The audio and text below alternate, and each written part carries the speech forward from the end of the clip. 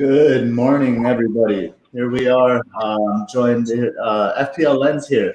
Gabe joining you guys. Sans Mariner this morning, but avec mon ami Surya. How are you this morning, Surya?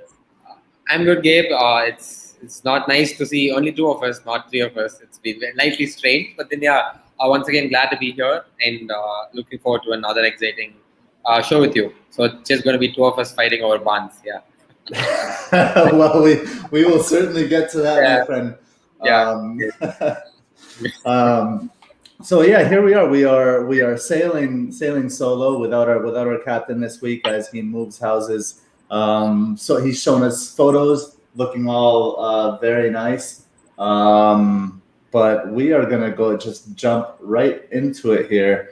You are watching, of course, Net That Haul. We are Net That Haul with at FPL Mariner, at FPL Nima, and at Hibbo_FPL, and myself at FPL Lens. Of course, joined by all about FPL, and I am kind of like sailing the ship solo today, so I'm trying to figure out some of the tech. Mariner, of course, gave me a crash course, but this practice makes perfect, I think is what they say, right? So this is my first time actually using it. I haven't tested it, but let's get things going. So as promised, when we hit 1,000 subscribers on YouTube, find us on YouTube, Net That Haul. We donated $100 to the Heart Fund, the heartfund.eu. This was kind of inspired by Christian Eriksen's unfortunate episode at the Euros this summer. So please spread the word. We do love, giving something from our pockets. It costs us something, costs you nothing, and we all have fun doing it for a good cause. Let's hit that 2,000 subscribers so we get to the next donation. Now, of course, just to mention our mini league, we do have a mini league. The code is FG1XNB. That's FG1XNB, and we have some nice prizes for winners of the mini league. The first prize is a box from at Shirt Loot Box, or a shirt, right? A box from at Shirt Loot Box with a nice jersey in there. Second prize is at FPL_Obsessed's book. This is Matt Whelan. Has generously offered us a book for second prize. The book's name is the title is FPL Obsessed. Also available in Kindle version. Look it up. If you don't win, go buy the book on your own. It's not that expensive. It's a really good book. And then lastly, the third prize for the mini league is a 1-year subscription to Fantasy Football Fix. If you're not familiar with Fantasy Football Fix, they do have some great tools, and actually we'll be showing you one of their tools today. So yeah, moving on here. I don't know how this got in there, Surya. I think you wanted to troll me. I have to apologize here. I don't know who is this, Surya? Can you tell us please a little bit about this gentleman for the podcast listeners that don't have the benefit of this beautiful face? Actually, it looks like Harry at FPL Tips. Yeah, kind of. I'm going to stick with that version of your answer itself. I'm not going to answer the right one. All right, then we will move on from. It's not Harry, of course. It is Surya's friend. Only Surya's friend, not my friend. This is Harvey Barnes, everybody. Just coming to troll Surya a little bit. Yeah. He will be trolling Surya most games this season, I think.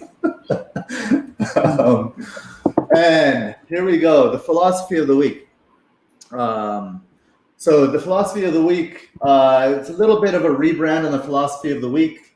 This is the FPL philosophy of the week, and it comes from a quote from a song from one of my favorite musicians, Tom Waits, and the quote goes as follows: "The piano has been drinking, not me."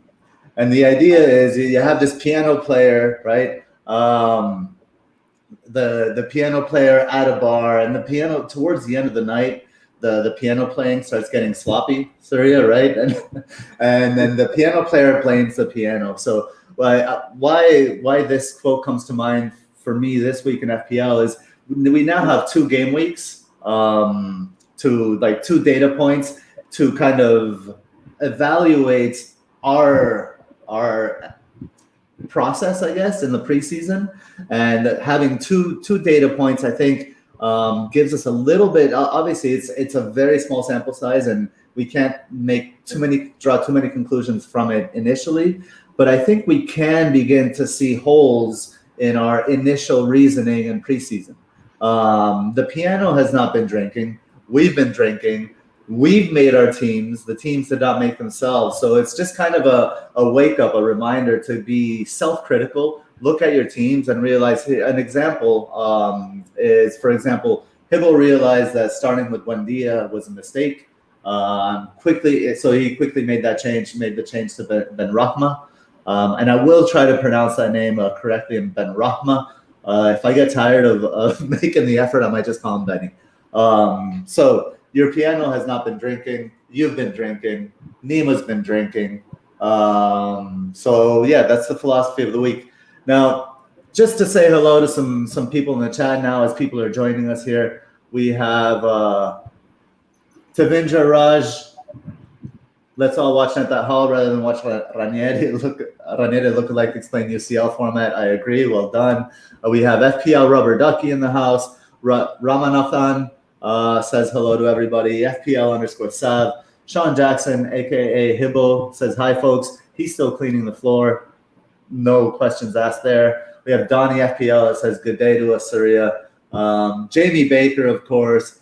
My friend Dredd, I've had the chance to speak with Dredd on the Twitter Spaces at the FPL Crow's Nest last week. It was great fun meeting him and speaking with him. And we have Gravy Dave here. What's up, Gravy? I believe that's Grady from Twitter there. We have Rob A. And we have the Blue Danube guy, of course, joining us as he always does. So trucking right along here. The next section we have is the matchups.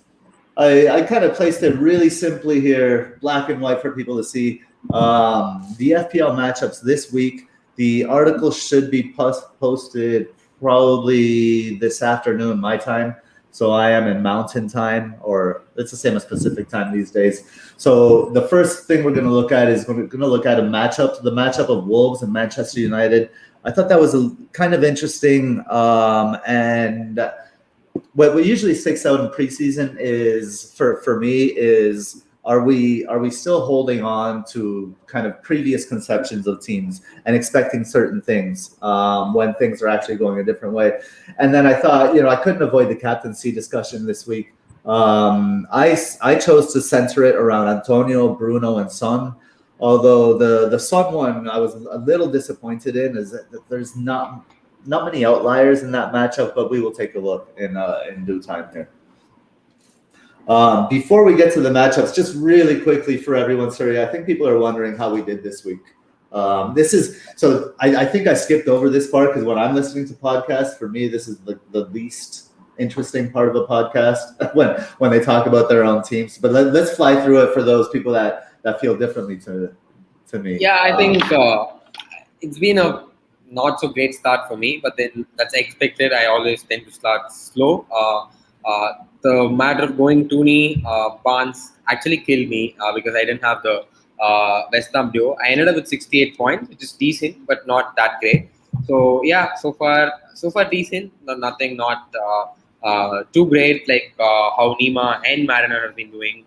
I think 198 points. But then yeah, it's a long season ahead, so let's keep rolling the dice, Gabe. Yeah. How did yours go? Good.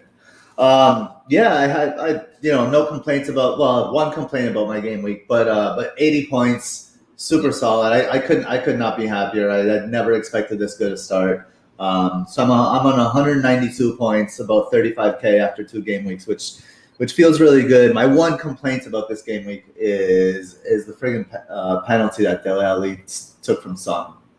Yeah, because I bet on Son over Greenwood, and they were like neck and neck until Dele Alli stepped in. I think the moment I saw Dele Alli pick up the ball to for the penalty, the first person that came to my mind was you, because I remember you going heavy on the midfield, and then I was like, okay, that's some company, because I went Barnes over Greenwood, and that has horribly gone wrong. So yeah, we've got company and each other. Yeah. So we're in a little bit of the same boat there. All right, cool. Moving on to the matchups then. If I can get back, there we go. Here, Wolves versus Manchester United. So what I did with Wolves versus Manchester United, this is like almost purely a statistical analysis of the matchup. I think there's a lot of flux with both teams. Players Sancho hasn't played yet. Wolves are doing some kind of interesting things, different things. They're a team that's changing. So I'm going to start with the Manchester, and I focus this matchup on the attack more than the defense. The defense I use just as a counterpoint to the attack here. So when we're talking about Manchester United attack versus Wolves defense, Manchester United has the fourth most shots on target with 11 against Wolves' third most shots on target conceded, also with 11. I think this is a nice little matchup for Manchester United to exploit. If they can get that ball into the box, I think they could see some positive results here. And I'll explain later when I go into the captaincy, when I talk about Bruno, exactly how Manchester United get the ball into the box from a tactical perspective. So I have some heat maps and stuff for that a little bit later on. But for now, I'm just going to run through the stats. The next stat I have here is Manchester United created the most chances from the center, 16. Wolves conceded more chances from the center, 7, than the right and the left combined, 6. Now, I had to massage this stat a little bit because, I mean, if you look deeper here, you can look at it and say, wow, Wolves have only conceded 13 chances all season. And that's good for like top third. So I don't know. While they are more vulnerable through the center, it's not like they concede a flurry of chances through the center. But if something does open up, that's where it most likely will open up, given that matchup there. Secondly, just from Wolves' defense, the goalkeeper Shah, he has the second most parries to opposition, 3 parries to the opposition in 2 games. Honestly, it's not good. It doesn't seem like a lot, but a parry, if you think about a parry to the opposition, that's basically giving the opposition an extra touch or 2 in the box, perhaps an extra shot in the box. And you're looking at an extra 1.5 on average per game so far in the first 2 games. So you want to see better from that. This is if when Shaw got signed, and I don't have the stats, I didn't bring up these stats, but when Shaw got signed, I went on to FB Ref and checked him out.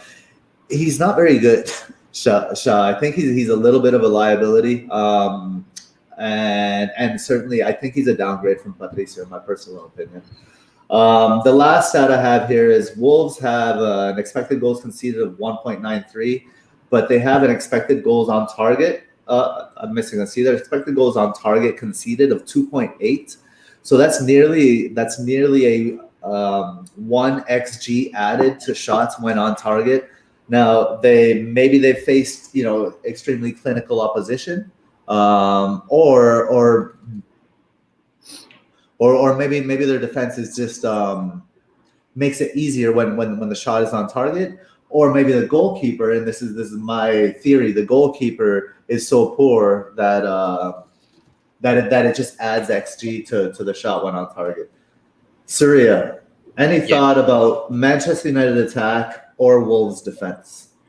Yeah, actually, I had a few points about Jose Sa, because he was a busy man against Spurs, because there's a lot of chances, there's a lot of double, triple shots that Spurs were shooting at the Wolves goal, and I think he did a decent enough effort in a lot of times. But then, of course, the likes of Bruno, Greenwood, all of these guys love to shoot, and as you rightly parried, having pointed out, having parries of 3 in the first 2 games, it doesn't bode well for a team that's going to face Man United. And of course, Bruno loves to shoot especially from outside the box. So I think it should make a good case for Bruno as a captaincy choice. And of course, he's not a Rui Patricio figure, and I totally agree with that. With the fact that he's still wobbly in terms of his presence in the goal line, and maybe we could see one or two mistakes which United would love to capitalize on. Yeah, so I think that's from what I've seen from the numbers and as well as my own perspective of watching the game. I think United attack will look to shoot few from long ranges, take those half chances, and try to test his patience and his skill set. Yeah.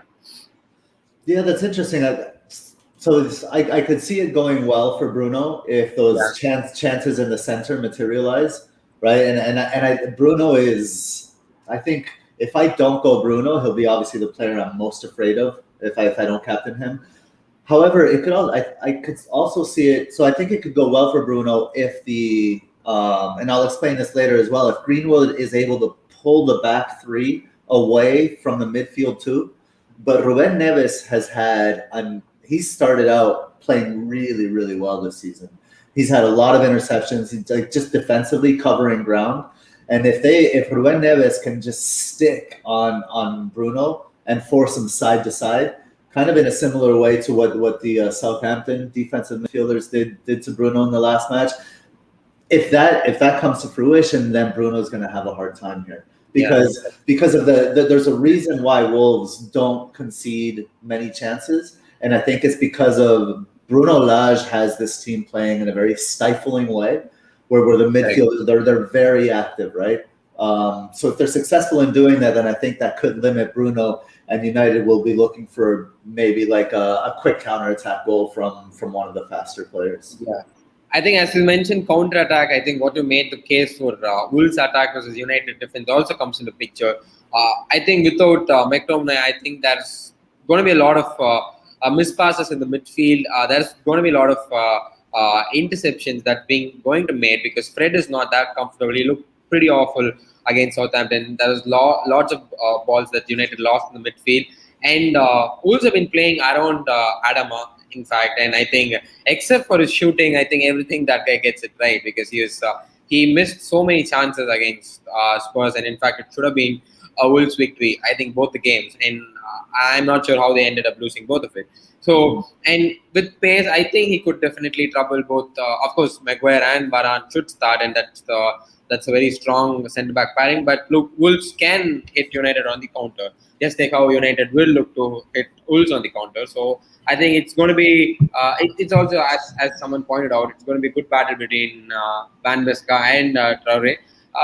Bissaka has folded his fort against some of the best attackers, including Sterling, and in every big game that he comes up, he holds his strengths against in one-on-ones. So he's no Tanganga, but then there's something that Wolves will look to exploit as well. I wouldn't be surprised if Wan-Bissaka gives up a penalty in this one to try. Yeah, he's a very smart operator. I think he does his tackles good, but then he knows how to not concede a penalty. I haven't seen him quite a lot being a United fan concede a lot of penalties. He's not a Serge Aurier, definitely. No, that's true. But then you could expect there might be a chance there as well. Yeah, so you never know. But that's definitely an exciting matchup between Traore and Bissaka. Especially he's being linked to Spurs now, so he look to do one or two against the big team. So you never know. He should be highly motivated for that game. Yeah. The other thing I'll say is Varane is coming from a Real Madrid team that has been susceptible to the counterattack. They have not been good against counterattacks, and coming to a United team that is also like in that sense, that's the one area where I don't think Varane is a perfect fit for United. Yeah. I think we'll be given the taste of our own medicine. We have been known to get teams on counters, and looks like Bruno Lage will look to do the same thing. Yeah. Totally. And this question, I think, it's been a low-scoring game, and United have always historically struggled against Wolves a lot of times. But then the junctures aren't. I wouldn't take it much into picture because Bruno's debut game was against Wolves. That was a draw, 0-0 draw. And then the last time we played Wolves, it was before the Europa Finals, which was a second-string side, which Mata played, and Mata scored a penalty. That's the only penalty which a player other than Bruno took for United last season. So I wouldn't read too much into this game being a low scoring one. United will look to win this because, of course, a draw against Southampton was again something that's not expected at any cost. Wolves too are without a win, without a point so far. So they will look to get some points before they go into the break. So they should have a goals. I think they should have quite at least a couple of goals in my opinion. I agree. I think historically it's been a low scoring game because Nuno Espirito Santo he's led the league in counterattacks for the past 2 or 3 seasons, and United have been playing a counterattacking style. So 2 counterattacking styles coming together, it always ends up low scoring. But Bruno Lage is going to push. They're going to run in midfield. So that could have United. Anyway, there are some more stats. I'm going to get to. Let me get to the next slide here, and we'll look at some stats, some ways that Wolves can attack United here. Hold on. Oops. Sorry, not next slide. There. Wolves attack versus Man United defense. Wolves joint most chances from counterattack. Now, they're not playing a counterattacking style, right? But when you press in midfield, especially in central midfield, you win the ball and it leads to counterattacks. And I paired this with this stat from United, and United have the joint most dispossessed, with 30 dispossessed, and they have the 3rd most unsuccessful passes. These are 2 elements that lead to counterattacks. So there's a counterattack where you sit in a shell and explode, right? When you win the ball, and there's a counterattack where you buzz around the middle and you win the ball, and then you break kind of from midfield. So we're going to see 2 different counterattacking styles in this game, and I think Wolves pressing United could see some. That could lead to trouble definitely, and half of that stat could have been. More than half of it could have been from the Southampton game, from Fred contributing himself to those. It's crucial on how Fred performs on the day because it revolves around him. So it's going to be an interesting watch. Let me hide this. All right. Next stat I have is Wolves 3rd most shots in the box with 26, but United have the joint fewest shots in the box conceded with 6. So this is a matchup this one doesn't match up very well, right? There's a question here in the chat that kind of relates to this by Sankalp asks, hi Gabriel, what has been your observations of Wolves' attack? Are they as attacking as preseason Lage playing style analysis suggested? What I would say to this is they're not. I think Lage they're more attacking than Nuno, certainly. Lage wants to attack, but I think in preseason they were a little bit loose and reckless because it was preseason, whereas in the season they're not overextending themselves in the attack. They're kind of like pressing in midfield and exploding from midfield. How do you see Wolves' attack this year so far? Sorry. Yeah, I think that's what every season before it starts, a lot will be spoken about how teams perform in a preseason fixture. But of course, Bruno Lage tried to get his team running, and there was too much talked about that being too open and being too wide in the central areas for teams to be looking to exploit. But then I think they held their line fairly very, very well against Wolves, except for that against Spurs. Except for that penalty, I think they were very strong defensively. I think they want to have a safe start to the league rather than try going attack right from the beginning of the season. Yeah. Mm-hmm.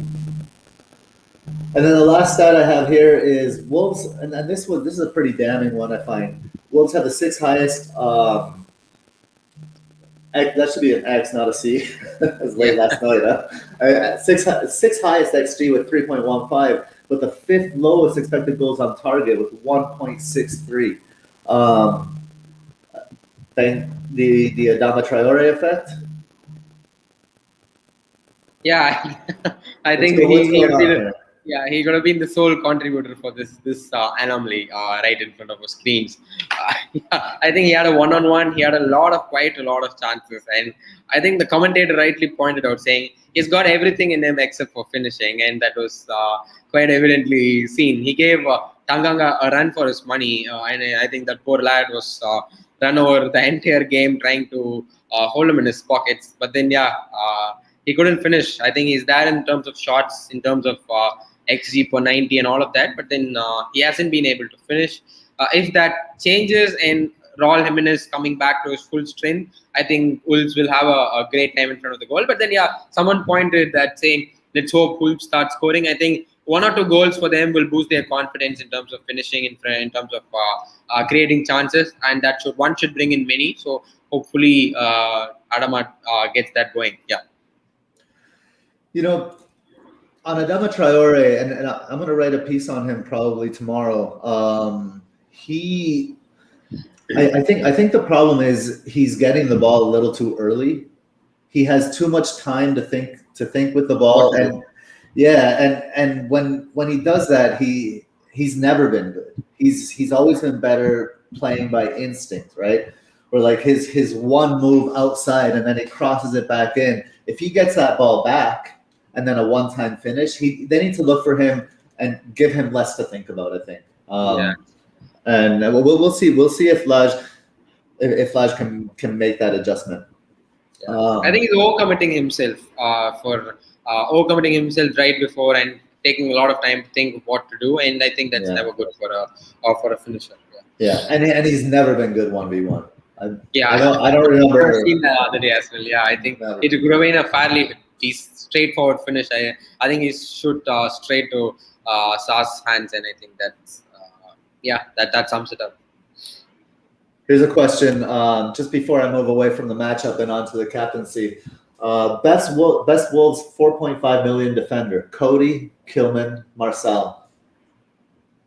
What are your thoughts here, Surya? Yeah, I think Hillman will lose his place whenever Boli comes back, and I think Markal is fairly nailed. But then, I would go Cody, but then he has literally zero attacking output. Mostly, it would be in terms of defensive returns, and as we discussed in the previous sections, I think the goalkeeper situation is fairly something that needs to be looked on. I would rather stay away from them for some time at least. But then if it was one of these 3, I would definitely go Cody. And one thing I would want to add is that Semino looks to have improved slightly from what we've seen from last season so far.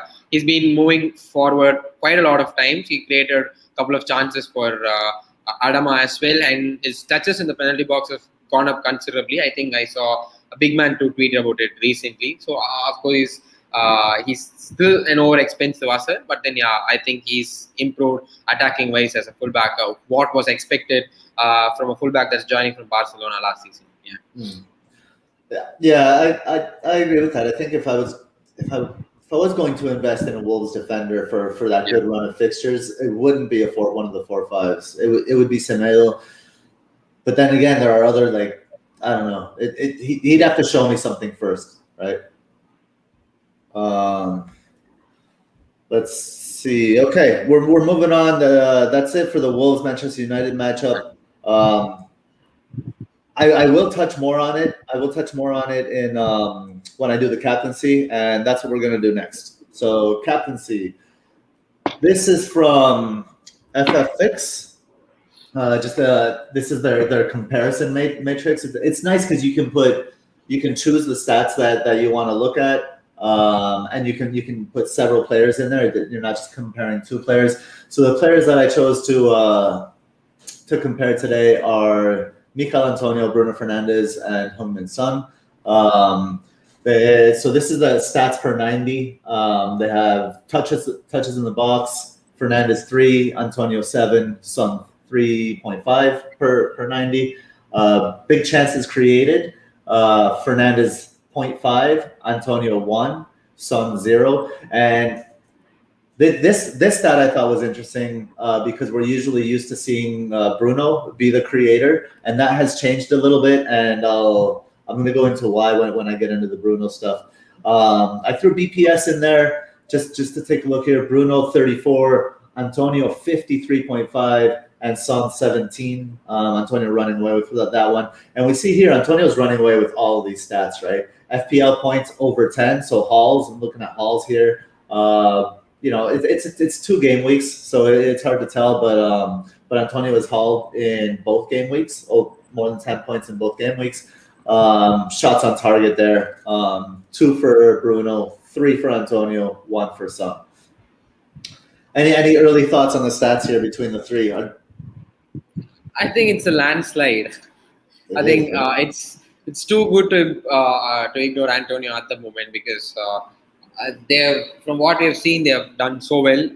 I think a lot of us, including me, were foolish enough to disregard doubling up on West Ham. I think that was my strong ignorance of not doubling up on any attack, which led to that particular decision. But then, he's now West Ham's highest scoring Premier League player ever. So I think he's going to look to score a lot more. But one thing that I would like to add with Bruno Fernandes as a player is that I have seen him for some time at United now. And as a United fan, I would like to point out the fact that whenever United play bad or they lose a game or they draw a game or miss out on points, United looks to bounce back together as a team. But then Bruno as this player really loves to come back strong. And I think that factor of wanting to win this fixture against Wolves will be very strongly linked with Bruno, and I think it's all psychological.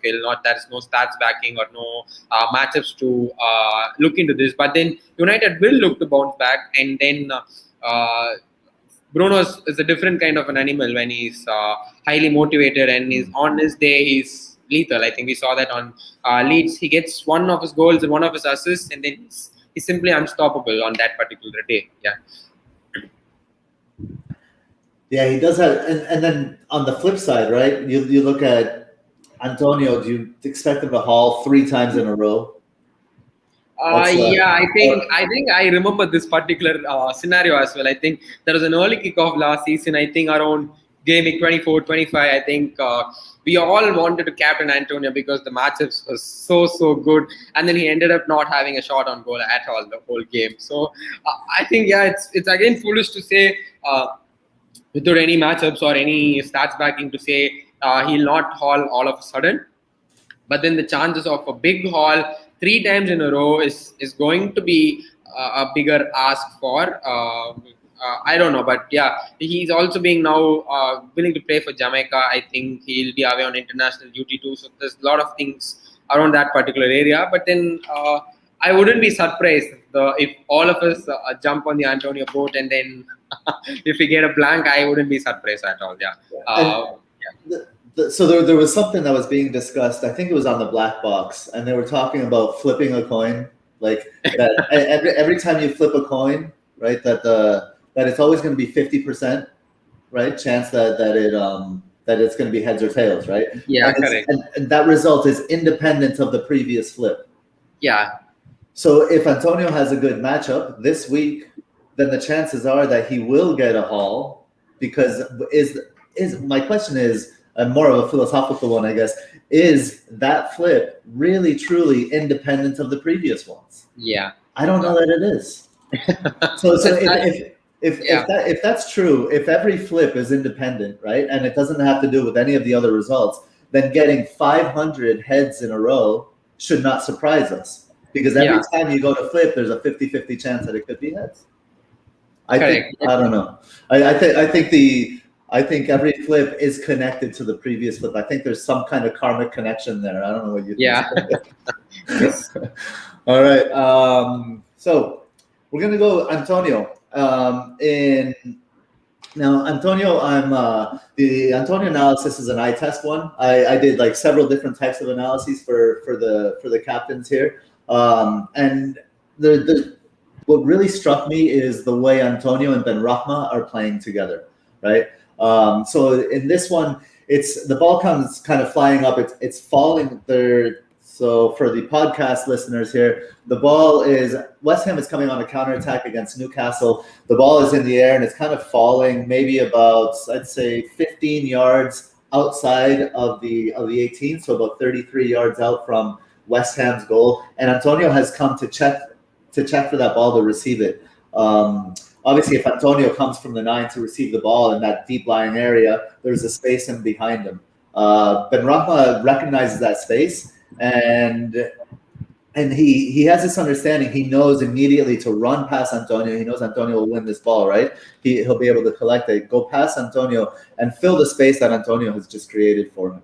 And this kind of like the understanding that they have, it's not like just one player or another that's doing well. It's in their understanding. I think that's really responsible for their success. The next slide shows it's kind of I advanced it quite a bit. So we're looking at about 15 yards inside the Newcastle half of the field now. Benrahma has the ball kind of towards the left, on the left side of the field. Antonio has gotten him the ball through another pass, but he got him the ball. As soon as Antonio releases that ball, he runs in kind of central, and he's kind of at the right by the circle, running into the space behind the Newcastle defenders, because the Newcastle defenders are checking towards Benrahma. My note here is enjoy the hamstrings while you can, because Antonio's at full stride here. He can only do this while healthy, so maybe an eighth of the season we'll see this. So get on him early so you can enjoy these. And then what I'll say is that the finish here, so Benrahma passes the ball to Antonio. It's a zigzagging pass up the field, slices the Newcastle defense. But the pass from Benrahma to Antonio is kind of slow. And then Antonio's first touch takes him a little wide, but his finish is just he rockets this thing in the kind of in the corner of the opposite corner. And the stats that I wrote here that just kind of solidify the eye test for me for Antonio is he's first for XG with a 2.45 after 2 games, but he's also first for expected goals on target with 2.95. So in 2 games, he's added 0.5 XG to the shots when on target, which shows just he's an XG monster. He eats up XG and adds it when he shoots. I didn't look at Crystal Palace so much. I think Crystal Palace is mostly because Crystal Palace is a team that I think we still don't quite understand. They've only conceded 1 big chance, which I find really interesting. But they are also a team that like to have the ball and play. So if Benrahma and Antonio can kind of take advantage of the space, I think they could bang here. What do you think? Yeah, I think Palace as a team are still looking to gel together, and there are a couple of more signing-ins coming in. So one stat that caught my eye was, in fact, Palace conceding a lot of chance on their left, which is on their right, which is West Ham's left, where Benrahma plays, and 67% of their chances and shots were conceded from the right hand side of them, which is left for Benrahma. So I think this duo will continue to do that, and and I don't know when they build this brilliant chemistry between them, but then the connection between these two is phenomenal. I think it's too good to ignore and very good on the eyes to watch. So I think that should continue. So but this slightly gives me thinking of Benrahma might be a better option for captaincy than Antonio. Of course, the factor of penalties coming into picture. But then, this the whole of Crystal Palace being slightly wobbly on their right, and that being a strong area for Benrahma, I think he can cut in, shoot, and he's known to shoot as well. He loves to shoot. He scored a wonder goal in preseason against Brentford. So I have a liking for him as well as a captaincy option. But of course, this has a huge upside of him not being on penalties and Antonio being on one. But maybe he cuts in. Maybe Palace try to concede a penalty by making a challenge on him that could still get you an assist. You never know. But then on the ice, I think Benrahma 2 is in course for a very good game again. And that right side, that Palace's right side, I mean, Ward is a problem, isn't he? He's a problem. Yeah. That's and it's compounded because as far as the midfield goes, that's where that's the side Conor Gallagher plays. Yeah. And I'm super impressed with Conor Gallagher. I've liked what I've seen. I think he's a great signing for them. But him playing on the right side and then Ward playing kind of in behind him, even though Gallagher is in central in a midfield three. I think that's what makes that right side quite weak. Yeah, and based on that, I think Bailey has a great potential for a bigger role again. But this again has a coin flip decision to be made because there is penalties and there is going to be maybe a few of them as well. So you never know. But then on the ice, it should of course continue the partnership between what Antonio and Benrahma have as well. The other thing I'll mention is Joaquim Anderson didn't play in Palace's first match, right? And he's the right-sided center back, so maybe that created some weakness there as well. And the stat may be a little bit inflated. Again, the sample size is small, but I can't deny. I think Benrahma would be a really sneaky kind of fun captaincy pick for a brave soul. Bruno. Moving on to Bruno. Now we have this messy screen, and again, this is also from Fantasy Football Fix. They have some interesting heat maps, and what I like is what I'm using here is the passes heat map.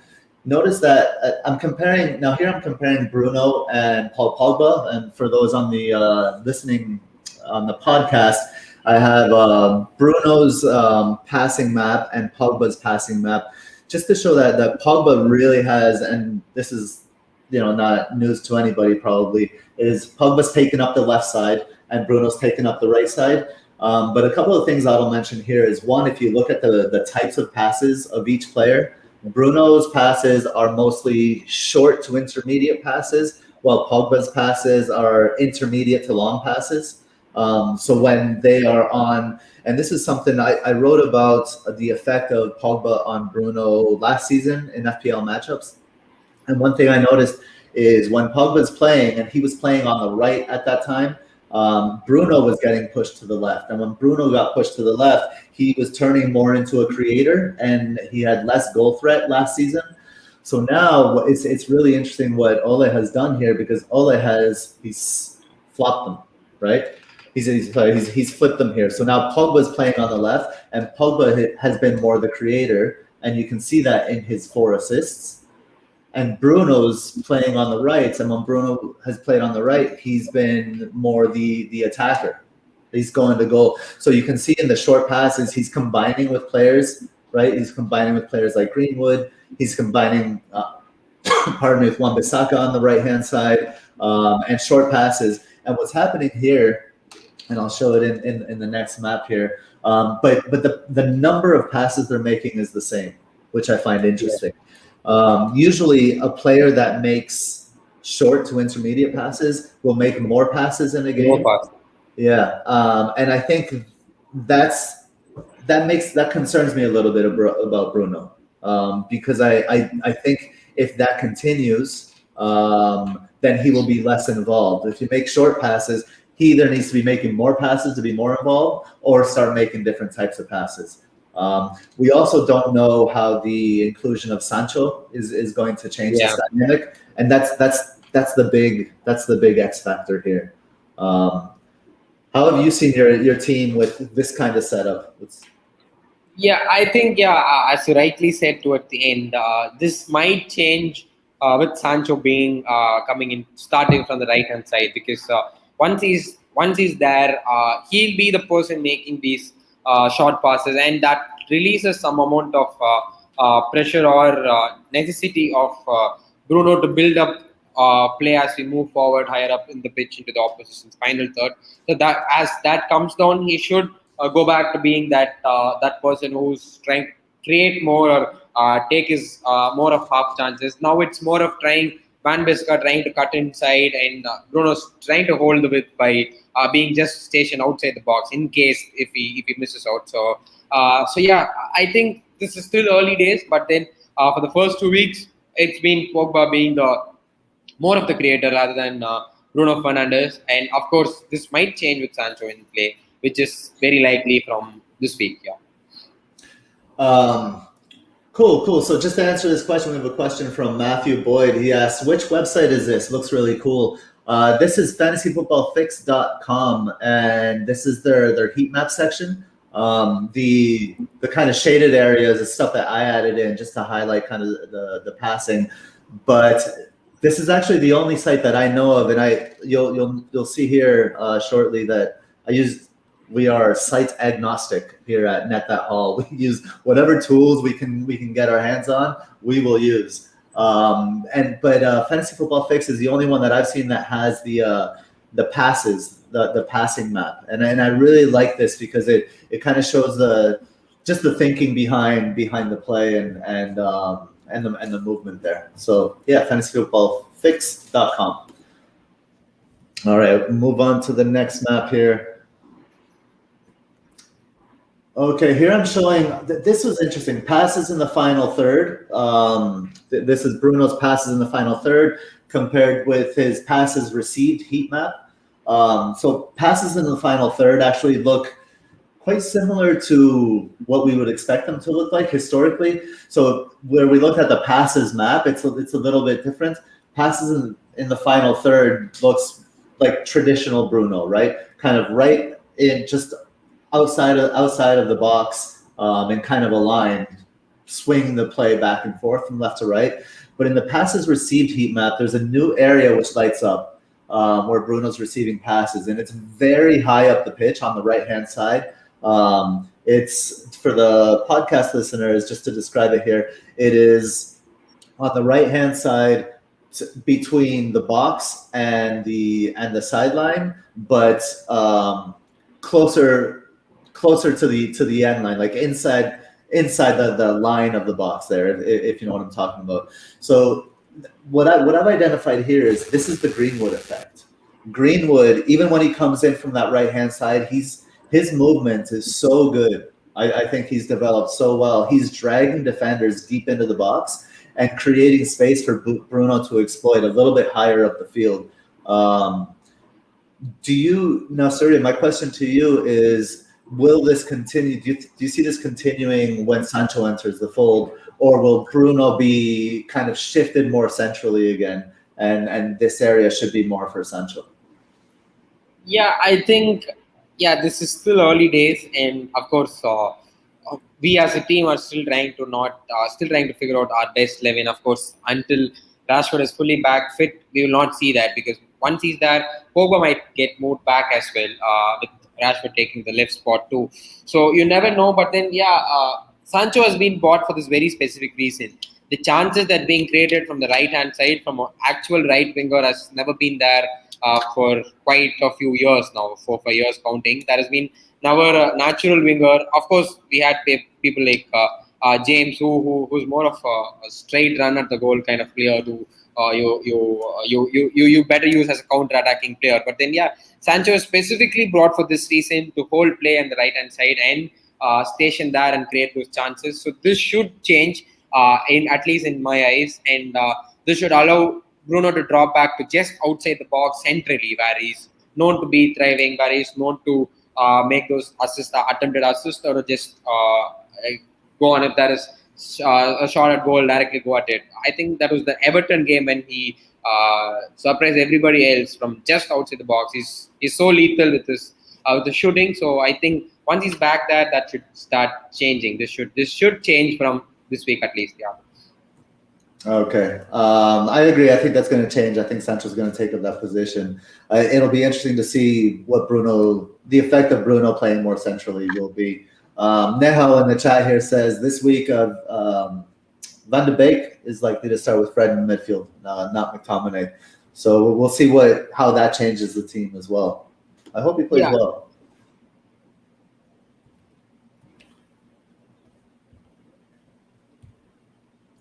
Okay, Son. So now the Son one is really quick. I am mindful of time here, so I'm going to fly by a little bit. I put the Son matchup here. This is from fantasyfootballhub.co.uk. Again, this is a team comparison tool, which I find really interesting. The one thing to notice is that the defensive stats on the left side of the screen there are reversed. So the bigger the defensive stat, the better. And notice Spurs is going up against Watford here, and Watford has better defensive stats than Spurs. And they're better for shots in the box conceded. They're better for shots on target conceded, better for shots in general conceded, better for XG conceded.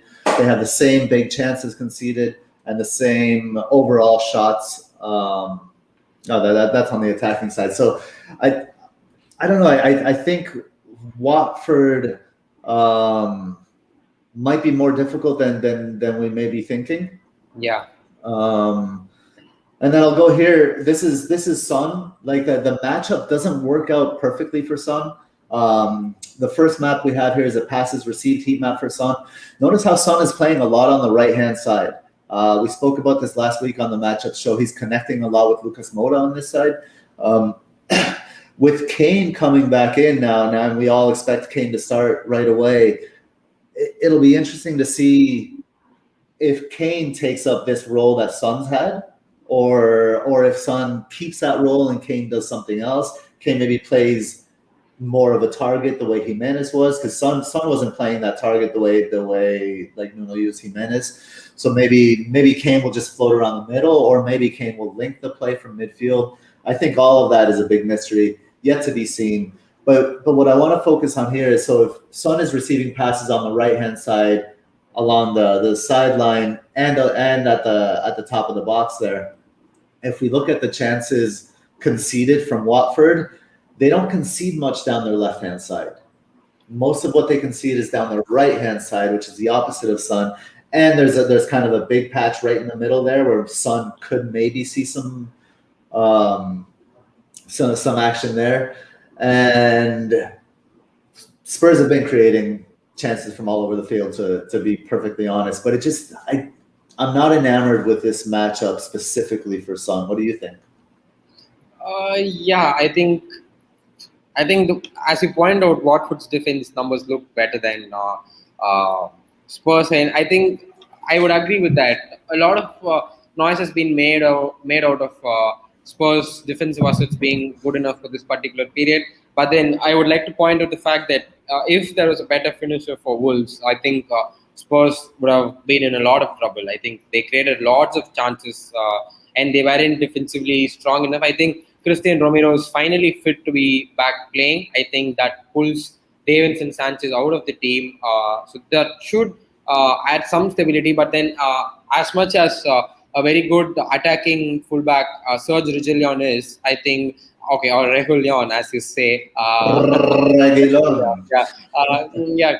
He was fairly caught out a lot of times against Wolves as well. So I think this doesn't bode directly well. So there has been no statistical backing to this, and also the eye test and your matchups doesn't bode really well for Son. And with Kane, there is no penalties too. Of course, there wasn't with Dele Alli too as well.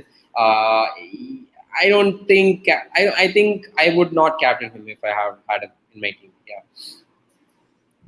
I think I'm with you there. And here, DM is asking, Son captain game week 3. I have Son, Bruno, Salah, Antonio, and Benrahma. Who should I captain? And that's the big question this week.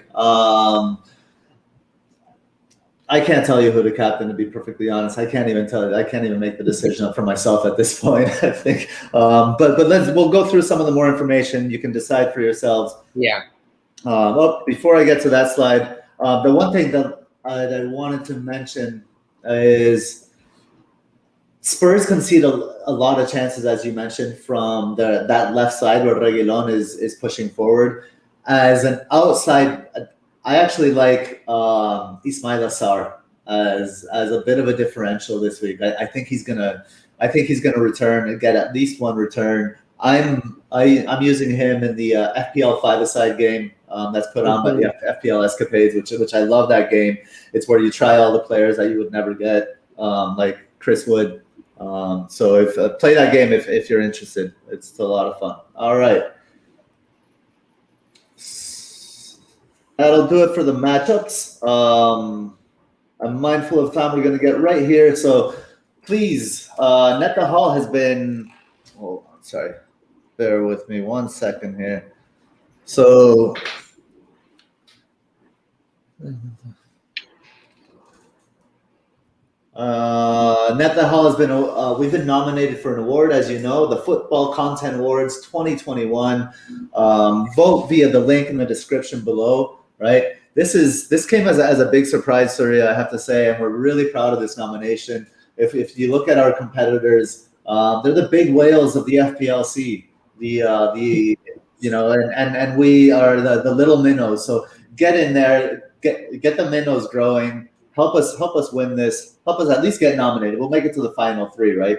So go to what's the link in the description. Go to the link in the description. Go to the fantasy football section and best in video. Now, best in content. Is it best in content? Is that what it is, Surya, for all about FPL? I think it's best editorial. Yeah, it's best in content. Yeah. Best editorial. I mean, there's no contest here. It's obviously all about FPL. I mean, not only is it the best editorial, but it's free. Yeah. We're here for the people. So help us with get that vote in there. And I don't know if I'm supposed to play a video right now. Again, this is nice seeing you get used to all the tech. Yeah. I am. So here's wait. It says talk around this and then play. Here's the ad. So I talked around it and here's playing the ad. Hey everybody, Mariner here. Just to let you know that Net That Haul have been nominated in the Football Content Awards 2021 for Best in Fantasy Football / Video. It's quite an amazing feat for us because we've only been going since Gameweek 20 of last season. And I think it's fair to describe our competition as pretty big and us as minnows if you were thinking about this as an FA Cup match. But you know, there are giant killing acts. And little old Net That Haul and our amazing haulers punch massively above our weight, don't we? So with a bit of help from you, who knows what we might achieve. So let's quickly walk through what and how to vote. Okay, so first of all, head across to the footballcontentawards.com/voting. And what you'll see within that page is, if you head down, you'll see the fantasy football section, which is about halfway down. You see the podcasts, you see the videos, you hit Net That Haul. And with respect to editorials, let's not forget our All About FPL friends who were also nominated as well. So what are you waiting for? Give us a vote, and thank you very much indeed.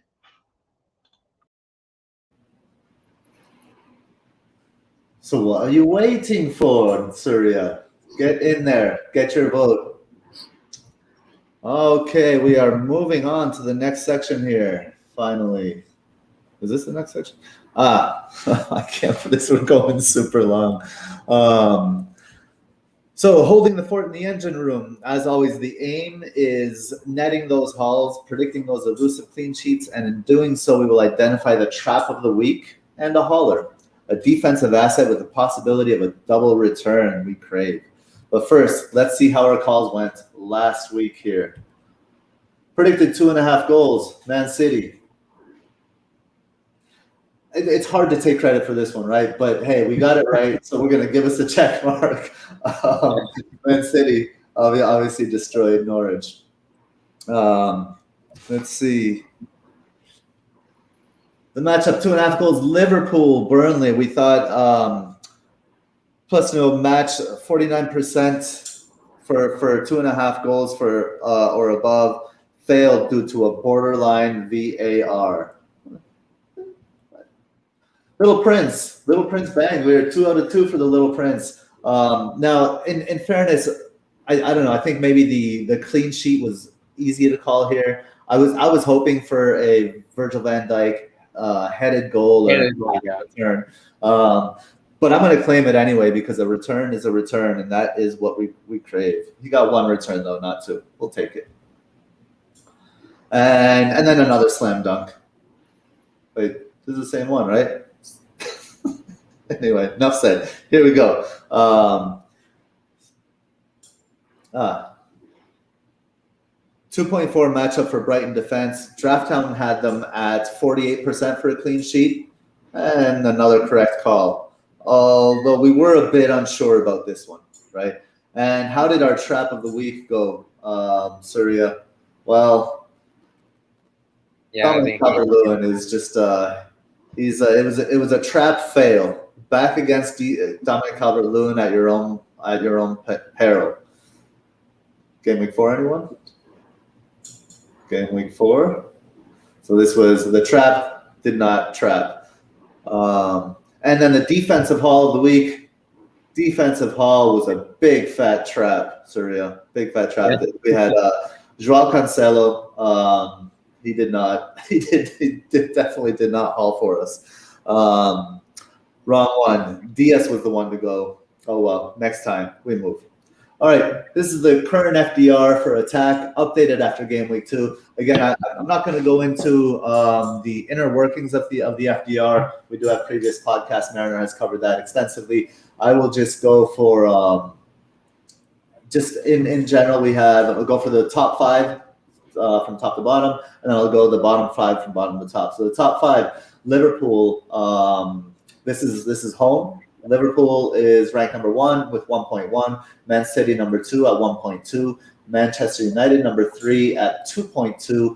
Chelsea number 4 at 2.4, and Everton number 5 at 2.6. Counting from the bottom up, Crystal Palace is bottom despite. Oh no, this is for attack.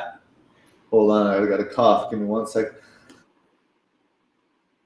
Pardon me there. Bottom 4.8. With 4.8, then Brentford at 4.3. Arsenal is third from bottom at 4.2. They're actually tied with Norwich. Arsenal and Norwich attack are tied according to Mariner's metric at 4.2. And then we have Wolves at 4.0, mostly because they can't finish. This is home attack. Now away is interesting. Chelsea move up top from 4th. They go top at 1.2. Liverpool moved down to 2nd at 1.2. West Ham go from about 7th to 4th here when they play away. Their attack is 1.4. Manchester City, they drop a little bit to 2.3, and Manchester United drop a bit to 2.6. At the bottom, away attack is at 5.0. Worst of the bunch, Watford, Norwich at 4.8, Crystal Palace at 4.6.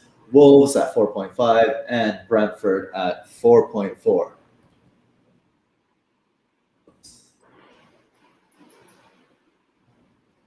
This is the long range outlook for the FDR from game weeks 3 through 7.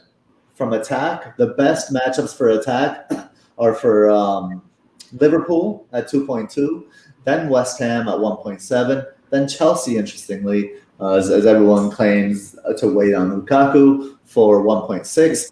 Then Manchester City with 1.3. Then Manchester United with 1.2.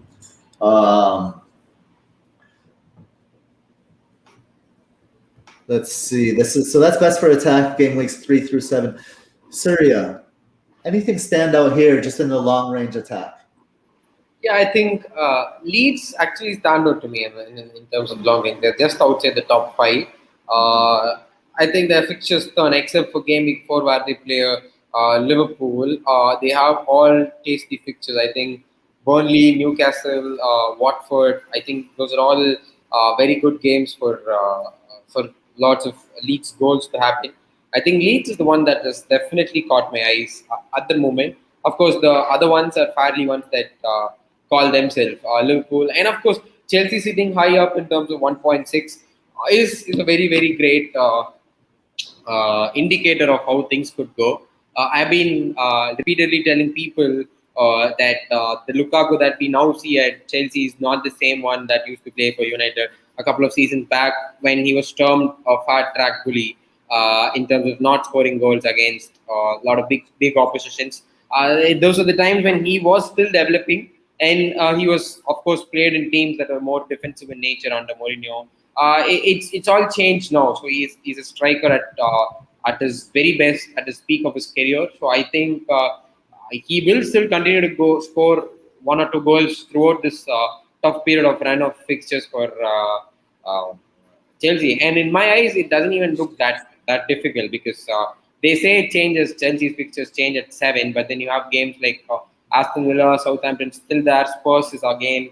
I wouldn't call it as a very tough, tricky fixture. So it should be only Liverpool and Man City in the next 5. That's, I think, tough. So yeah, Lukaku should be a very strong asset. Arsenal, meanwhile, woeful, absolutely woeful. I think at the very bottom, I think things doesn't look sunny there for them. Yeah, that's. Yeah, you know what stands out to me is contrasting the way Mariners FDR looks at Chelsea's fixtures quite positively at 1.6. Yeah. Compared to Everton's fixtures, which are exactly neutral at 0.0. Yeah. Now, the chatter in the Twitter community is hold off on Chelsea because their fixtures are not good. Yeah. And get Calvert-Lewin because his fixtures are good. And I guess Mariners FDR is contradicting the opposite. Yeah. that view, which I find really interesting. You know, that looking at this, it makes me second guess waiting on Lukaku. But yeah, I think that's what I've been preaching all along for the last couple of days. That if you feel Lukaku is going to be a good FPL asset, this set of fixtures is not going to stop you from getting him in. That's strongly my suggestion. I think the Wire Boys also had a very strong debate / discussion around Lukaku being an asset. So if you think he's the talisman for that particular team, and they are going to build a lot of chances around him. Havertz or Werner is going to play off him. There's going to be a lot of good goal scoring opportunities that's going to be developed by the Chelsea side, and I think Lukaku is going to finish all of them. He's become a great asset for Belgium. He's shown a lot of credibility in terms of being a leader, in terms of standing up for the team, and I think he will look to prove his haters wrong that he is capable of scoring goals in a big game. And to be honest, I have 2 transfers. It's not going to be an easy route for me to bring in Lukaku, but still, Lukaku is really being wanted by me in my team ahead of DCL. Yeah. That's interesting. I guess what would give me pause on Lukaku, and there's some mention of it in the chat here as well, is the potential signing of Cristiano Ronaldo by Manchester City. Now, if Manchester City sign Cristiano, do you second guess your Lukaku move? Do you go for both of them? Do you smash that wild card? I think that's what gives me pause. Is that sign? Yeah, I think if Ronaldo goes through it won't happen through this week, of course, at least. But then if it goes through after the Gameweek 3 deadline, and of course I will see a lot of wildcards being smashed over the international break. But if you ask me who's better, a 30-year-old Lukaku who's at his prime, playing for a team that creates so many chances and is nailed to start, or Ronaldo who's fairly towards the fag end of his career, who is going right into the Pep roulette matrix. I would definitely prefer Lukaku, even though the fixtures slightly look wobbly. Yeah. Interesting. I don't know if Cristiano is going to stand for being rotated, but I'd love to see that. No, I know. The point is that he will not be rotated because of his position and all of that, but he's still getting old. I think Premier League is a very physical league, and he's not been here for more than 12, 13 years. He's last played in 2009. So a lot of things have changed. I think he has to get up to the physical demands of this league. I know he's one of the most fittest, strongest, and hardworking athletes the game has ever seen. But that factor, and along with Pep's rotation, might see, you have 2 players. One is nailed. One is their top striker they bought for 100 million. I would definitely prefer that one over Ronaldo. Yeah, even this has nothing to do with me being a United fan being salty that he might move to. Sure, I'm sure there's no bias in there at all. So I'm not getting that at all. It's like, since he's left the Premier League, he's been soft. It's like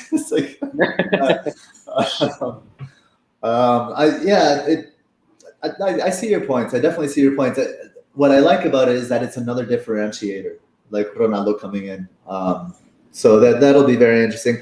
Mariners notes here that West Ham have improved up to 1.7. Chelsea have improved, obviously, since Lukaku has come in.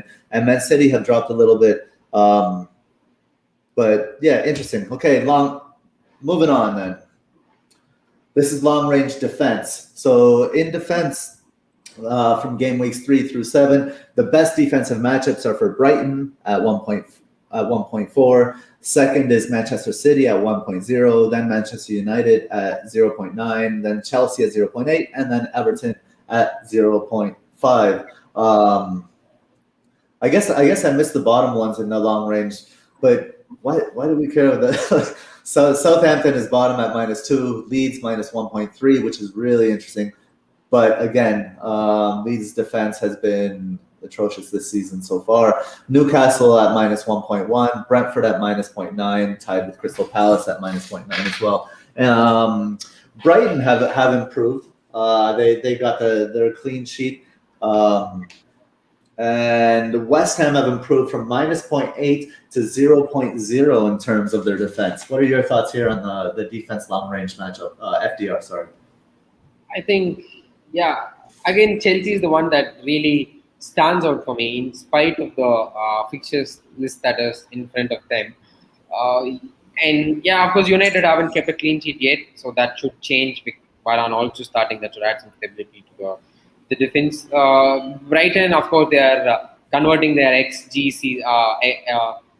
expected clean sheets to actual clean sheets finally this season. So that's particularly clearly changing as well. So there might be a strong case of doubling up on Brighton defense too, with Duffy in the mix for a couple of more weeks than expected. He's of course 4.1 now, but still that's a decent shout of doubling up on Brighton defense, and it doesn't look good, really well for a Luke Ayling owner seeing Leeds being ranked 18th in terms of defense. It doesn't bode well at all in front of my eyes. Yeah, I think that's how Everton too are surprising, being 5th with 0.5. I think we wrote a blog saying hold Dean for the next couple of weeks at least in the buy wholesale section, and I think this relates fairly with that. Yeah, I suppose Everton should start keeping clean sheets. Godfrey is also expected to be back in game week 4. That should strengthen Everton's defense a bit more. Yeah, I think that summarizes the long range defense in my eyes. Yeah. Yes, I mean, Everton, I think Everton stood out to me as well. Yeah. At what are they, 5th here at 0.5? But where would Everton be without Michael Keane? Without those mistakes, right? That led to goals. I think. They could have a decent defense. The other one that I'll mention here, and again we touched on it when we did the captaincy thing in the matchups, is Watford. Yeah. So the last stat I'll give for Watford and what turns me off from Heung-Min Son as a captain is Bachmann. Bachmann has an XG prevented of -2, so he's prevented 2 XG. His goalkeeping has continued from the Euros, and that could make things difficult. But again, remember how clinical Spurs or Son and Kane are specifically. So they hasn't been that way yet, but that could happen. So yeah, Watford is a big surprise right there in the middle for me.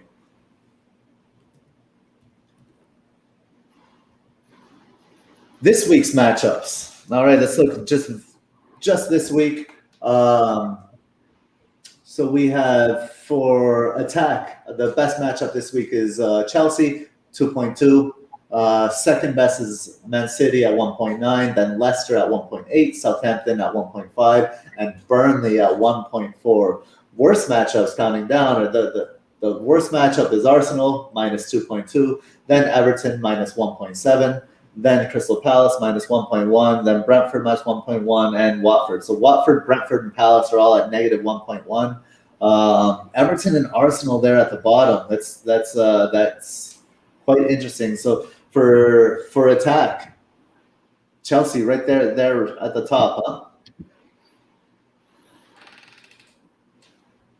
Yeah, I think we keep saying this, coming back to again Chelsea's attack. I think We've run out of words to describe You're right that. to describe that. What else?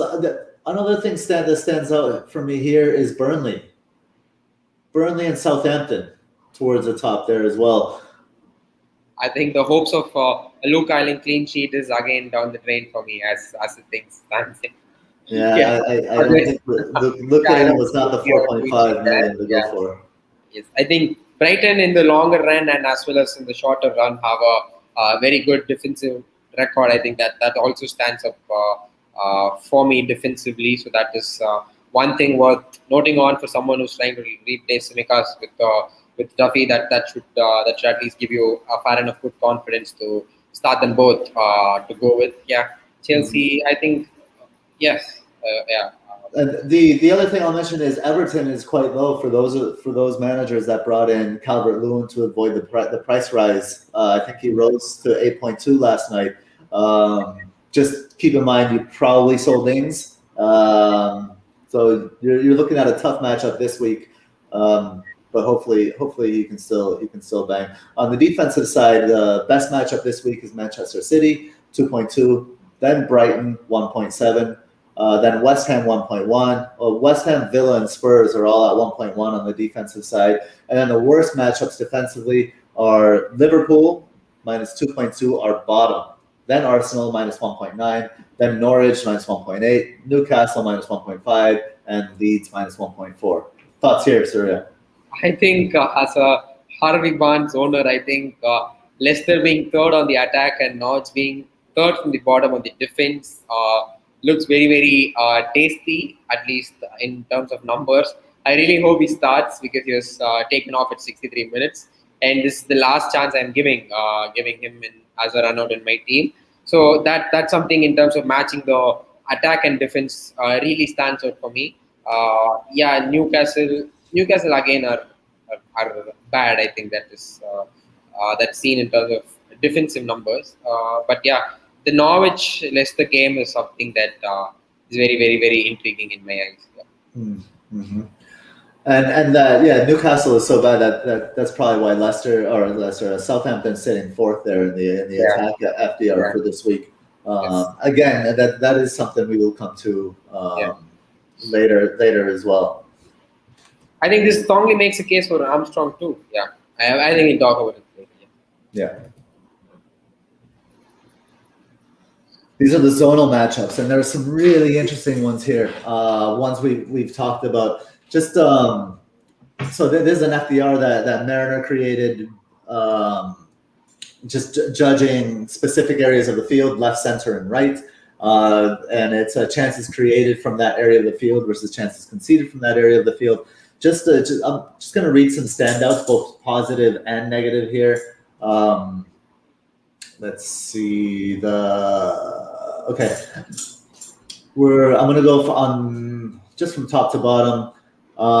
Aston Villa could see some decent action on the left-hand side against Brentford with the matchup of 4.3. Just so you know, the matchup goes from 0 to 5. The higher the number, the better the matchup. So Aston Villa with a 4.3 on the left-hand side against Brentford. We have just outliers of Brighton through the center against Everton. Could be interesting. Burnley against Leeds. Burnley is a 4.5 on the left and 5.0 against Leeds through the center. You know what time it is, right, Surya? Yeah. It's time for that wood. Time for that double-digit foil and surprises all. I think 4.5 and 5. I think it's very great number. I think it's fantastic. The services can come from the left there, and hey. I couldn't have said it better myself, Surya. Just like you said, it's time for Wood to hit that. Then we have the Chelsea-Liverpool matchup. On the left-hand side, Chelsea's left-hand side, could Timo Werner score a goal? Can Timo Werner score a goal? We'll see. It's definitely a good matchup for him this week if he starts on the left-hand side. Crystal Palace against West Ham have a matchup of 0.8 through the center. So for the three Benteke owners out there, maybe look elsewhere. And then we're looking at Everton, Brighton. Everton could see some action to the left with the matchup of 4.0 on the left against Brighton, which is very interesting for Dean owners. Manchester United against Wolves, positive matchup of 5.3 through the middle. We've mentioned that already. I'm going to go to the greener ones here, but look at Manchester United against Wolves on the right-hand side, 1.5. It's very low. On the left is quite low as well at 2.8, but on the right is super low. And that's where, is Sancho going to start? If Sancho starts, that might be where he plays. But if Sancho doesn't start, this is where Bruno plays. So I think a Bruno captain could be quite risky if he is playing on that right-hand side. Yeah, correct. Leeds 5 to the center, Yep, Leeds 5.3 through the center against Burnley. So again, that one's just going to be like right up the spine, that game. We have Newcastle attacking Southampton's right-hand side with a matchup of 5.0. Looks quite tasty. Norwich, no matchup. Don't get any Norwich attackers. No matchup for Norwich is tasty. Moving on. It says Southampton, Newcastle. All matchups are red here. Look at this is the one I wanted to get to. Watford against Spurs. Watford right-hand side. This is the best zonal matchup of the week. Is Watford's right-hand side against Spurs' left-hand side at 6.0, and that's why I mentioned that Ismail Assar call. I like Ismail Assar quite a lot this week. Unfortunately I don't own him. And then the last one is Wolves' right-hand side against Manchester United. And on the right, I think that's what Trincao will be playing on that right-hand side. So maybe more of a Trincao game than a Traore game on the left with a matchup of 2.5. Let's see. That's the attack, right? And then then the long-term attack. Just in the interest of time, I'm not going to go over the long-term attack too much. One thing that stands out, though, for the long term is Manchester United's center. So if Greenwood can really kind of like hold that spot, that would be great. And then West Ham's left. Again, you were talking about Ben Rahma in that area, Surya. So Manchester United center and West Ham left for game weeks 3 through 7 are kind of zonal matchups to target. Boom, moving on. In focus. This is City against Arsenal. Let's see. I'm going to try to do the rest of this in 10 minutes so we can take some questions here. We got one comment here about Wood. I did post about getting more on Wood looking at Everton. Maybe instead of posting that, throw that one in the DM there to Vindra, posting about your morning Wood. Maybe that's better for private messages. But let's go in focus here. City against Arsenal.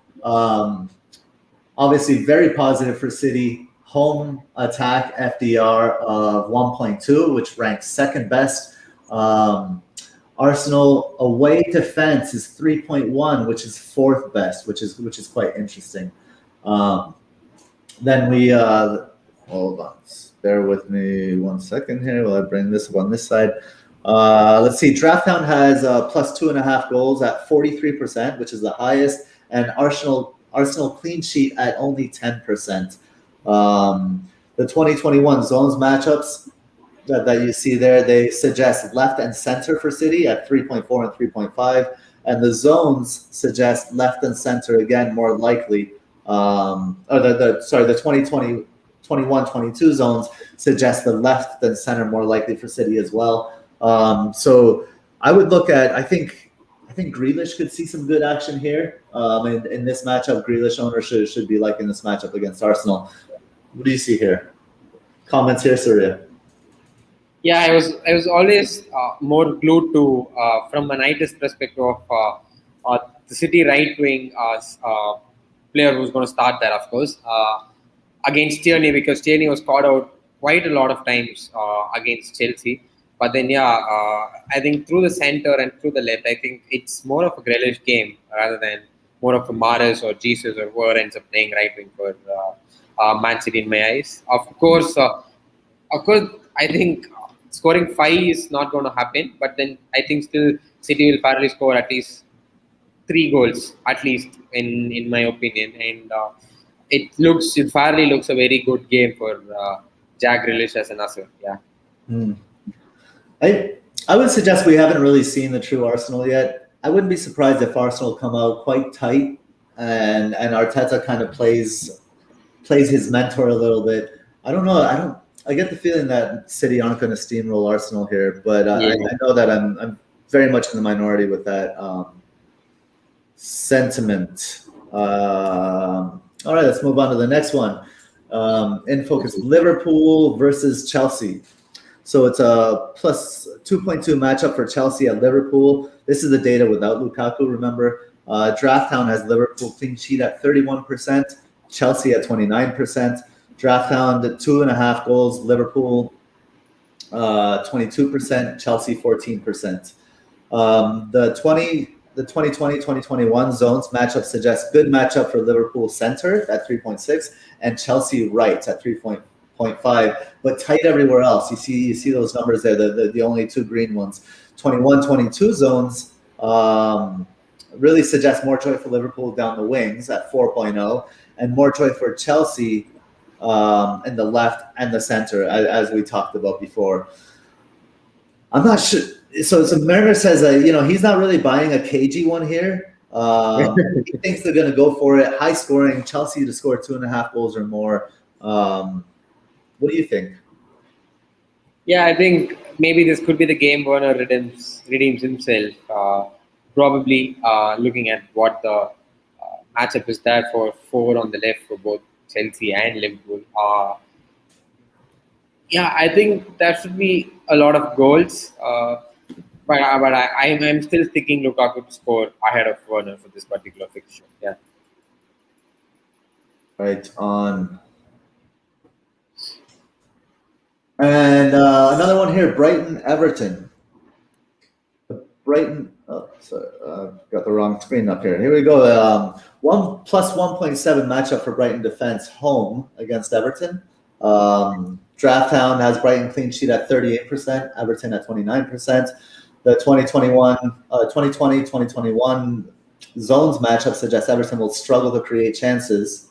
However, the 2021-2022 zones suggest Everton creating more down the flanks and in the center. Everton left versus Brighton right 4.0 looks quite good, which we've already mentioned Dean. And then Brighton, it looks like it's just consistently good through the center here. But again, Brighton don't have that center forward, do they? So yeah. How do you think Brighton will take advantage of the good matchup centrally? I think it is said that Mopa is back in training today, so I think he might still start. Of course, he's not a fluent striker. Of course, he's known for his fair share of drama. But what strikes me is that Everton left and Brighton right. I think that too bodes well for an attacking perspective of Dean and DCL. But fairly, I don't see a lot of teams having a Brighton attacker as well. You're scraping for chances there. So yeah, I think I have nothing more to add here. Yeah. Okay. Top of the week. Welcome to Potter World. So last week we backed against DCL. Mariner selected DCL as the trap of the week, and I mean the joke was on Mariner as DCL just played his brains out. So he's saying that this week the trap is going to be the opposite of DCL, and it's the manager that's managing against DCL. What do you think of the trap of the week being Brighton? The team in general, defense, attack, all of it. I think they are fairly moving from the expected world to the real world. I think their expected numbers are changing. So I'm not sure about calling them a trap. I can definitely term their attack a trap, but as a Sanchez owner or someone looking to double up on a Brighton defense just by the numbers shown, a long term and short term, I expect them maybe surprisingly hold a clean sheet against Everton. You never know, but then their attack is something still I'm not sold on. Yeah. Right. And I don't know. I guess the slides got mixed up a little bit somehow because what's coming up next is another in focus, and this one's Spurs Watford. I'm just going to run through it super quickly and then move on, just in the interest of time here. Plus 1.1, because we have spoken about this, where basically the thing to highlight is obviously the attacking difficulty for Watford. It's going to be difficult for them, although Spurs have been conceding chances, or sorry, the attacking difficulty, the attacking benefit for Watford on that right-hand side where Ismaila Sarr plays, but it's not difficult anywhere else. So moving on, this is a special reveal. Instead of the Little Prince pick of the week, I'm moving on to the novel The Alchemist by Paulo Coelho. And so the Alchemist of the week is Adam Armstrong. I spoke about him last week. I spoke about how he finished the championship. He was the only major goal scorer in the championship last season with an expected goals on target higher than his expected goals at the end of the season.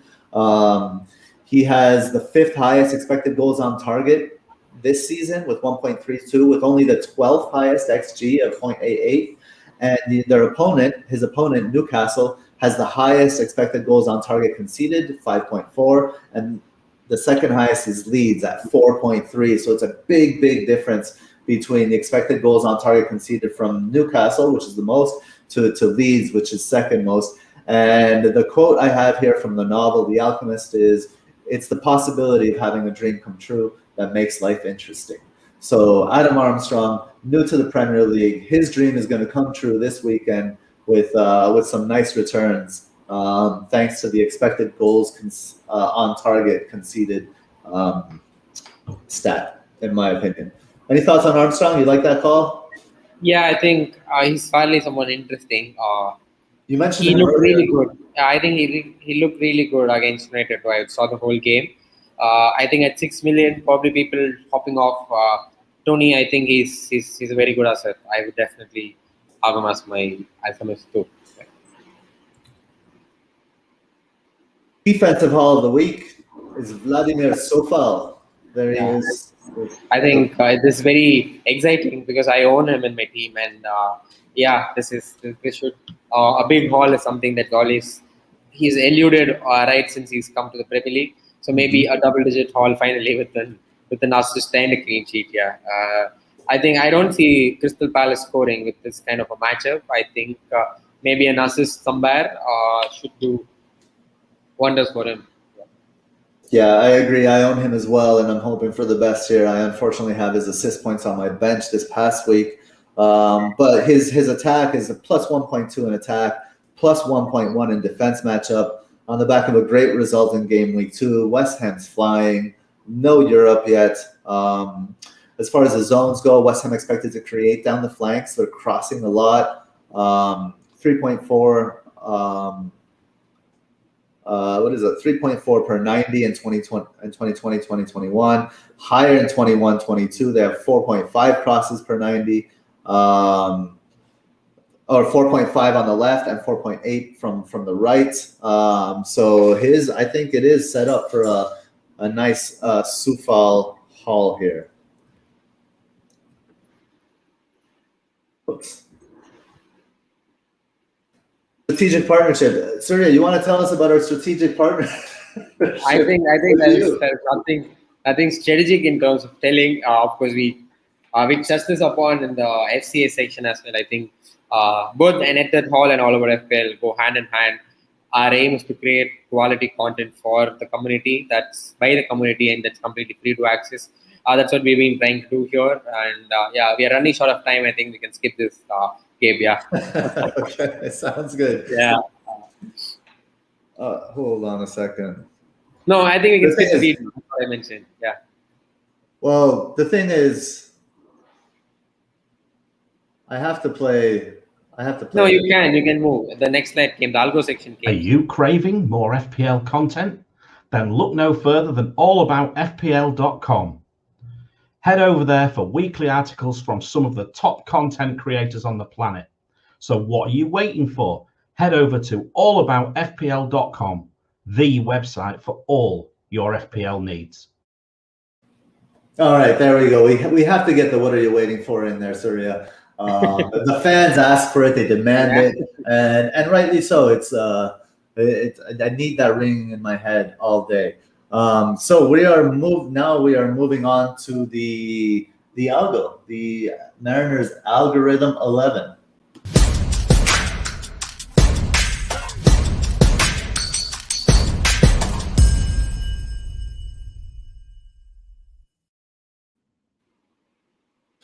Algo 11 rules. Team and value initially 100.5 million. Now it has increased a little bit. No more than 3 players with more than 30% rotation risk. No more than a double up in goalkeeper, defense, or attack. Minimum 3.5 expected points per 90. Final 15 shortlist by Algo and budget. Captain and vice captain imported from the metric, and selection by form. Here we go with the Algo 11. So for the podcast listeners, I will read. Is it like cut off or something? Oh, yeah, it's cut off. Hold on. It's cut off, isn't it? So I'm going to have to see it from here. I don't know. I can't tell who's on the bench, unfortunately. But we have Sanchez in goal. Alexander. This is last week's, right? This is last week's. Yeah. My fault. Yes. This is so the Algo got 82 points in game week 2. With Sanchez, Trent, Azpilicueta. I think Mariner blocked out Cancelo there because one of the bench players came in. I think Mings. That would have been Mings that came in. Dunk with 6, Harrison with 2, Sterling with 6, Salah with 6, captain. Sterling, Greenwood with 10, Werner with 1, and Antonio with his 16. Here's this week's Algo 11. There we go. That's what I'm looking for. So we have, this is the Algo 11 for the podcast listeners. We have Sanchez in goal again against Everton. We have a double up in defense of Diaz and Cancelo for City against Arsenal. We also have the Brighton double up with Dunk. We have Dunk in defense. That's the back 3. Midfield 5 of Mason Mount against Liverpool. Mahrez against Arsenal. Look at that with Bergwijn making an appearance against Watford. Mane and Benrahma. Lukaku and Antonio up top. The bench is Steele for a cheap goalkeeper. Mings, Ayling, and Scarlett on the bench. So any comments here on some of the players that have come up in the Algorithm 11? I think it's thrown up a quite wide couple of players. I think Brighton double up as we spoke in terms of defense. Lukaku surprisingly, not so surprisingly on the game on the 11, even though playing Liverpool. There's no Liverpool defenders. That's something to note. The West Ham double up has also appeared as it is with Antonio being the captain of the ship. I think Lukaku, Bergwijn, I don't know how it appeared, so I'll have to. So you'll have to see what the process is behind. It's still being. I know it's still a baby product of my Chris, so it's still in development. So we still not know. But one thing I can say is that you can trust this. So I think that Lukaku in front is really enticing to me. Yeah. Well, I think what Bergwijn, what's going on there is he has been involved in Tottenham's attack, and he has been playing on that left side, which we saw is where Watford is conceding more chances. So it could be a function of that. Who knows? Mane really should have had at least one return in the past game, so I can definitely see why he's there instead of Salah, as far just from a pure computational perspective here. And the other thing I'll mention, and Mariner mentions it too, is the algorithm does not buy the trap. The trap of the week is Graham Potter, but the algorithm here is doubling on Brighton defense.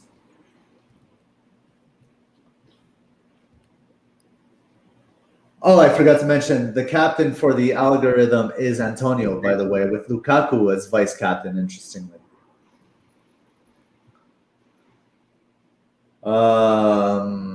So the captaincy metric, how we did last week.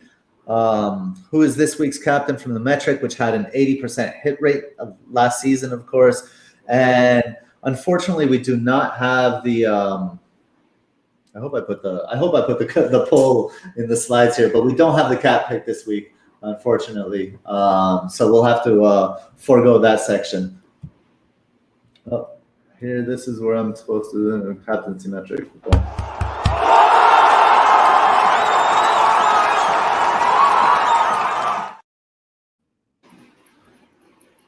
All right, here we go. Captaincy, unfortunately, was a blank. Salah again, chose Salah again, as did most of us. 6 points. I have to say that clean sheet point felt good. Yeah, Really good, especially since Bruno got the yellow and got just think- one. I think that 4 points actually made something. Yeah. So the metric is on a 50% hit rate after 2 game weeks, 40 points. Still, you'll take 40 points over 2 game weeks, right? Anybody would take that. Yes, I did remember to put the poll. Here's how the poll worked out. You can see it's much more spread out than last week, with Antonio winning the poll. And we do put the polls on the community section of the YouTube channel, so please visit that and vote for next week's captain. Antonio wins out this week with 37%.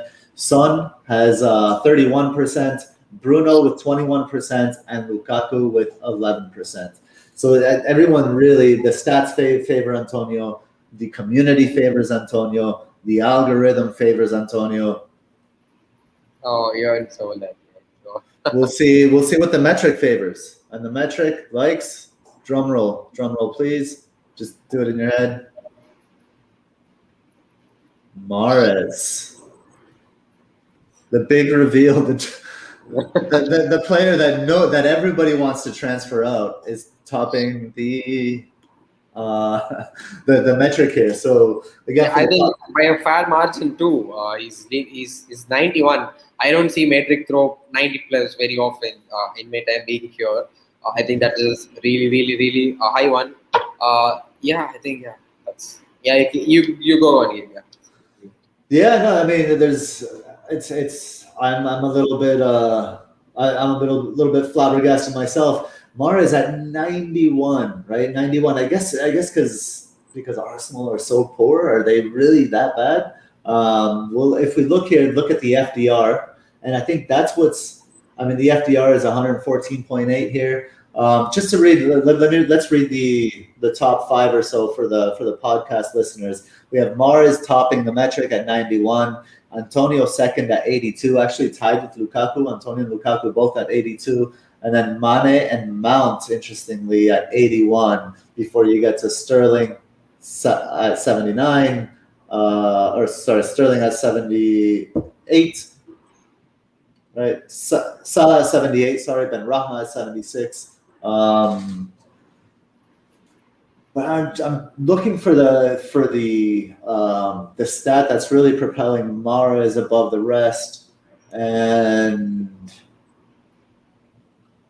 form. It's the form. Even in limited minutes, when you go onto the field, I think, and you play a small amount of minutes and you get a return, I think that obviously that inflates your stats, and it could be inflating Mahrez's form because he came onto the field and scored a goal in limited minutes.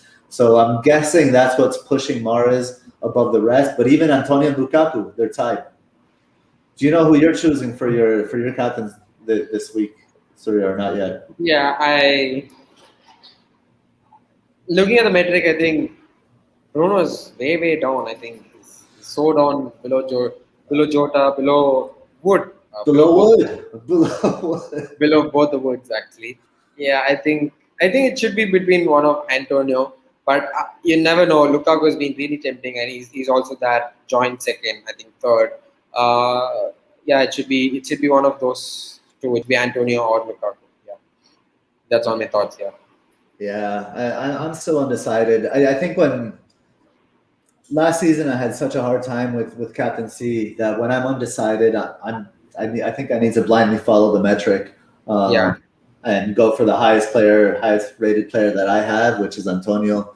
So I'll probably go with Antonio and be safe because my adventures don't usually pay off when it comes to captaincy. But just, also for the podcast listeners, just for reference, Bruno is 1, 2.